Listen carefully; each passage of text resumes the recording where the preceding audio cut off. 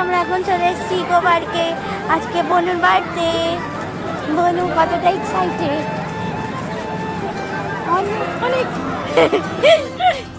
দেখতে পাচ্ছ তোমরা। এখন টিকিট কাটা চলছে। হ্যাঁ, ওইদিকে তাজমহল আছে, সেটা হচ্ছে তাজমহল। তো দেখতেই পাচ্ছ তোমরা, তাজমহলটা দেখা যাচ্ছে দূর থেকে। আর এটা হচ্ছে ইকো পার্কের 4 নম্বর gate.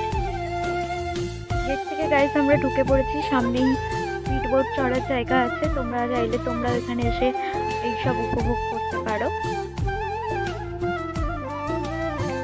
Birthday to you, happy birthday to you, happy birthday বনু, হ্যাপি বার্থডে।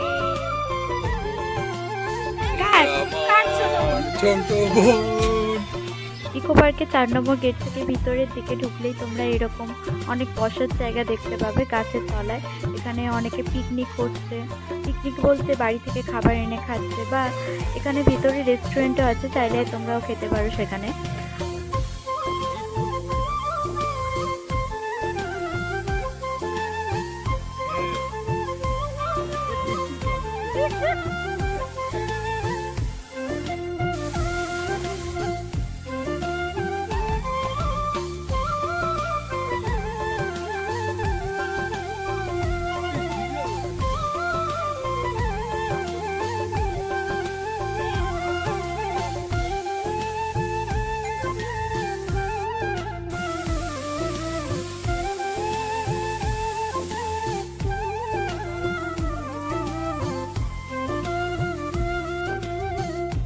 বৃষ্টি হচ্ছে গাইস,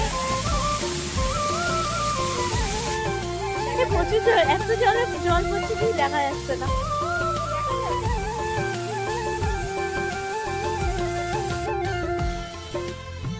গাইস আমরা এখন চলে এসেছি ইকো পার্কে 2 নম্বর গেটের কাছে। গেটের এই সাইডে দেখতে পাচ্ছ লেক, লেকের ওই সাইডে একটা আইল্যান্ড বলা হয়, ওই সামনেই আছে আইল্যান্ডটা। সেখানে ইকো পার্কের ভিতরে এতক্ষণ কি বাইরে ছিলাম, আমরা রেন ফরেস্টে ছিলাম। এখন আমরা লেকের ধারে চলে এসেছি, কারণ আমরা ফটো তুলবো। তোমরা দেখতে থাকো ভিডিওটা পুরো। তো গাইস ইকো পার্ক থেকে বেরিয়ে আমরা চলে এসেছি এখন রেস্টুরেন্টে। ফার্স্টেই আমরা ড্রিঙ্কস নিয়ে নিয়েছি, তারপর আমরা খাবার অর্ডার করেছিলাম আরও। তো খাবারগুলো এখান থেকে খেয়ে আমরা এখান থেকে বেরিয়ে যাব গাইস।